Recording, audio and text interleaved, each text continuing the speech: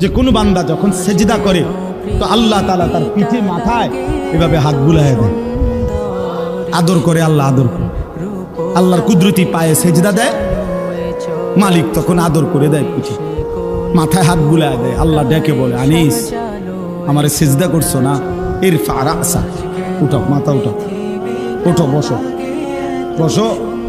আর কিছু বলবা কিনা বলো? তো বান্দা বলে আত্তাহিয়াতু লিল্লাহি ওয়াস সালাওয়াতু ওয়াত তাইয়্যিবাত। আল্লাহ বলে আচ্ছা আমার প্রশংসা করলাম, খুশি হলাম, আর কিছু? আল্লাহুম্মা সাল্লি আলা মুহাম্মদ ওয়া আলা আলি মুহাম্মদ। ও মাশাআল্লাহ, আমার বন্ধুর প্রশংসা করলা, দুরূদ পড়লা, আমি এত খুশি হলাম, এখন কিছু আর বলবা? তো বান্দা বলে আল্লাহ সেজদা দিয়ে আপনার কাছে আসলাম, আপনার প্রশংসা করলাম, আপনার বন্ধুর দুরূদ করলাম, একটা উদ্দেশ্য আছে, মাকসাদ আছে।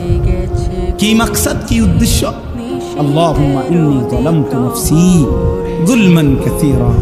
আয় মাওলা, আমি বড় নাফরমান মাওলা, আমার গুনাহ অনেক বেশি মাওলা, আর আমি জানি ওয়ালা ইয়াগফিরু যুনুবা ইল্লা আনতা, আপনি ছাড়া আর মাফ করার কেউ নাই। এই জন্য আপনার এত কাছে আসলাম, আপনার স্পর্শ পেলাম, আপনার বড় আকরাব ঘনিষ্ঠ হলাম। উদ্দেশ্য হলো ফাগফিরলি মাগফিরাতাম মিন ইনদিক, আপনার পক্ষ থেকে আমারে ক্ষমা করে দেন, ওয়ারহামনি, আমার একটু দয়া করে দেন, ইন্নাকা আনতাল গফুরুর রহিম, আপনি মাফ করবেন না কা? আপনি তো ক্ষমাশীল, আপনি দয়া করবেন না কেন? আপনি তো রহিম, দয়াবান। আল্লাহ বলে কস কি রে বান্দা, এত আদর করে বললে মাফ না করি কেন? হ্যাঁ, কি কইছেন এখন? আল্লাহু আকবার।